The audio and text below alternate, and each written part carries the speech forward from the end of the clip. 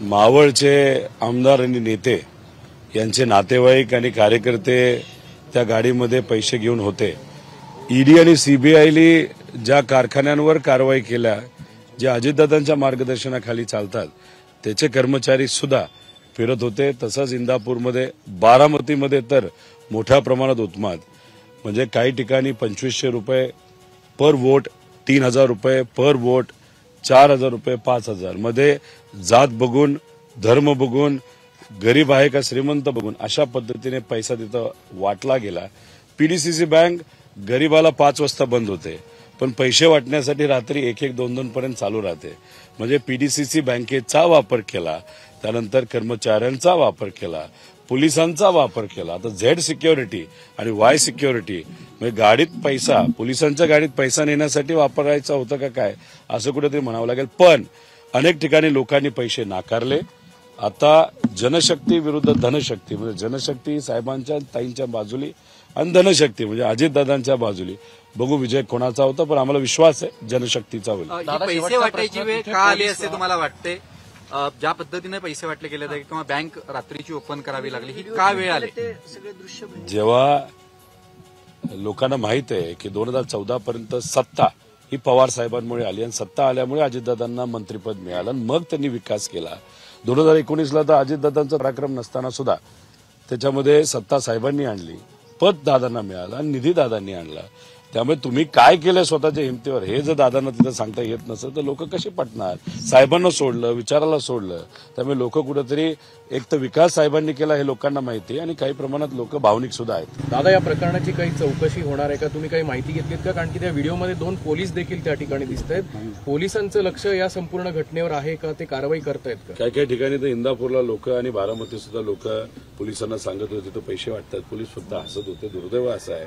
आणि त्यामुळे काही लोकांनी, आता ते खरं खोटं बघावं लागेल, पण पोलिसांच्या गाड्या नाही तर पोलिसांच्या यंत्रणा सुद्धा पैसे ट्रान्सपोर्ट करण्यासाठी मोठ्या प्रमाणात हे वापरलं गेलं आहे. त्यामुळे शहरी भागामध्ये पण, म्हणजे जसं की खडकवासला असेल, नाहीतर हवेली असेल, तिथं सुद्धा पैसा वाटला गेला. आणि बारामतीमध्ये तुम्ही आता लोकांना विचारा, तुम्ही तिथे बारामतीमध्ये सहसा कधी पैसा वाटला जात नव्हता. हे तुम्ही अपडेट दिली होती.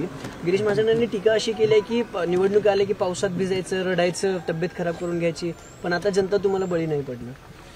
आता गिरीश महाजनांनी जे सांगितलं ते झालंय का? आणि गिरीश महाजनांना समजा जर अहंकार असेल, त्यांना एक वेगळ्या लेवलवर ते असतील, तर त्यांना माणुसकीचं आणि साहेबांनी केलेल्या कार्याचं काहीच पडलं नसेल, तर मग कदाचित ते तसं बोलत असेल. आणि त्यांचा जो रोग आहे, जो व्हायरस आहे, तो अजितदादांना लागला, अहंकाराचा, मीपणाचा, तोच इतर नेत्यांना आहे.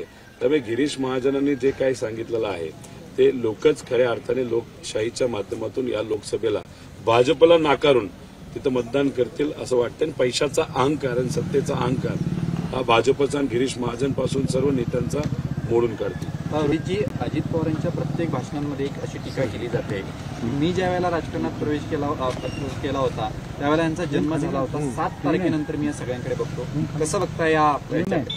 अजितदादांना एवढंच सांगा की जेव्हा तुम्ही राजकारणात यायचा विचार करत होता तेव्हा काही प्रमाणात माझे आजोबा आप्पासाहेब पवार यांना सुद्धा लोकसभेला उभा राहण्याची इच्छा होती.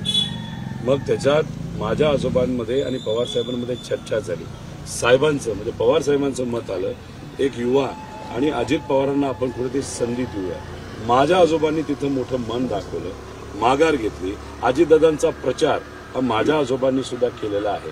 त्यामुळे ते काय बोलतात, माझा जन्म झाला होता का नव्हता, मला एवढंच सांगायचंय.